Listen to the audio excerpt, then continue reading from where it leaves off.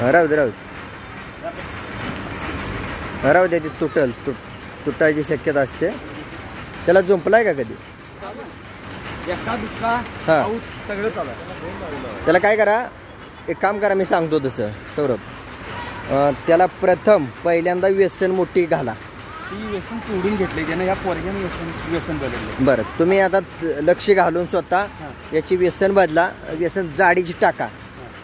त्यानंतर मुरकी जी आहे ती मुरकीसुद्धा त्याला आता बदला.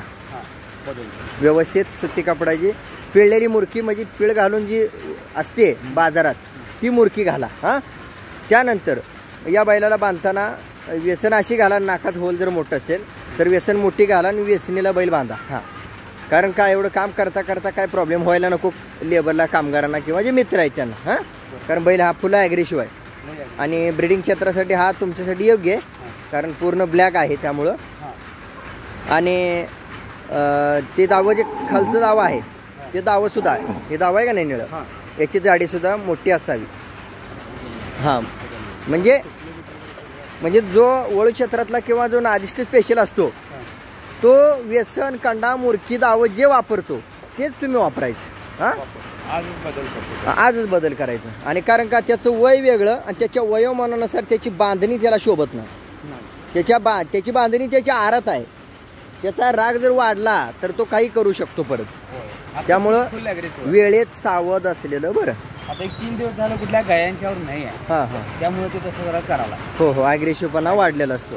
तो ॲग्रेसिव्हपणा वाढू द्यायचा नाही. तर पहिल्यांदा काहीतरी दुसरं डोळ्यासमोर दिसण्यापेक्षा घटना, तर ही मी सांगितलेली मुरकी, व्यसन आणि दावं बदलायचं पूर्ण. हां, आणि ह्या वयाला एवढी लहान व्यसन कधीच ठेवायची नाही. हां,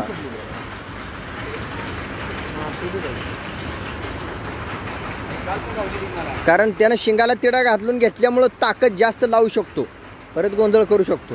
हां, त्यामुळे त्याला सावधगिरीने हँडल करा. तो कोणाला पकडू देतोय? मला धरू देत होता, मीच गायांच्यावर सोडत होतो. हां, आता या 3 दिवसात असं करलाय. रविवारपासून माझ्या जोरात अंगावर यार. हां हां, त्याला तर सांभाळताना हँडल करताना दोघांनी नीट हँडल करा. नसेल तर तारचा आकडा करायचा.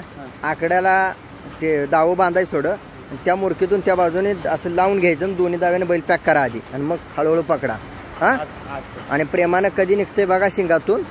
कोणतरी इथं थांबा गोट्यावर, नाहीतर त्या शिंगात तिडा टाकून घेतला त्याच्यामुळे तो रागानं ताकद लावून घेऊ शकतो. ताकद लावून असं उचकला म्हणजे ते खाल्लं पण घसरू शकतं लोखंडाचं. हां, आणि खुंट्यांना मारताना काय मारायचं माहिती आहे का, असं बांधायचं नाही. लोखंडाची खुटी असते का नाही, तिला वर नाक असतं, कडी असते. हां हां हां, ती कडी, त्या टाईपच्या बैलांना कडी मारा. नसेल जे ब्रिडिंग बुल आहेत, जे वळू आहेत, त्या वळूंना मान वर करून उभारता यावं यासाठी काय करायचं, वरती उंच फुटायची, छातीच्या लेवलला खुंटे मारायचे. हां, आणि त्या पद्धतीने बांधायचे. ओके, सध्या कसं आहे, हां, जरा भाई आज जागा नसल्यामुळे नाही तर सगळी ही ब्रिडिंग बुल आत असते. ठीक आहे, ठीक, चालेल, काय अडचण नाही. आता हे ॲग्रेसिव्ह पण असं करलंय म्हणजे आता बघा. हां, नाही असू द्या, गायांच्यावर कुठल्या चालू नाही. ह्या उष्णतेमुळं आम्ही सोडायचं बंद केलं. हां हां, एवढं आता उष्णात एवढं ऊन पडाले, त्यात ह्याला कुठं त्रास करायचा. ठीक आहे, कार्य चांगलं आहे तुमचं. आणि याच्यातून उत्पन्नाचा सोर्स म्हणजे कोसा, खिलार, वळू ठेवणे, कोसा प्रकार हा वासरू ठेवणे, त्याचं बी तयार करणे. आणि आज तुम्हाला जर परवानगी असेल किंवा तुमच्या मनानं तुम्ही विक्री करू शकत असाल तर इथल्या गरजूंना डायरेक्ट एवढ्या गर्दीतून त्यांना वासरं मिळाली पाहिजेत कोसा प्रकार. त्यातून तुम्ही ह्या गोशाळेचा सुद्धा खर्च भागवू शकता. ही पुढची आयडिया, पुढची संज्ञा किंवा ही पुढचं मार्गदर्शन महत्त्वाचं. ओके, ते तुमच्याकडून मार्गदर्शन मिळणारच. कारण आतापर्यंत मी गोशाळेत गेलो त्या प्रत्येक गोशाळेमध्ये ब्रिडिंगचं काम कमी पडलंय. जो पाहिजे तो सेल करता यावा, बी पडलेलं सेल करता यावं.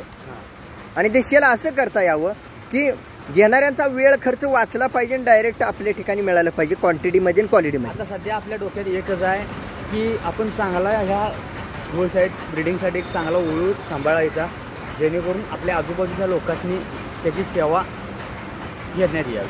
ठीक, यासाठी आपण चांगला वळू सध्या बघू. ठीक आहे, मी काही गोष्टी सुचवतो, त्यानंतर तुम्हाला ज्या योग्य वाटतात त्या तात्काळ करा. कारण का आता ज्या घरगुती असतात किंवा घरगुती वासरू असतं ते घेतलेलं अतिउत्तम खात्रीनुसार मिळतं. ते वासरू गर्दीत गेल्यानंतर तुम्हाला त्या आत्मीयतेनं खात्री मिळते न मिळते तो पुढचा भाग. म्हणून कधी ब्रीडिंगसाठी गोष्ट घेताना घरगुती घेत चला, घरी आवडीने सांभाळलेली घेत चला. ओके, ठीक आहे, धन्यवाद. गोशाळेला भेट देऊन बरं वाटलं आणि गोशाळेत काम करताय हे ऐकून आनंद झाला अजून परत एकदा.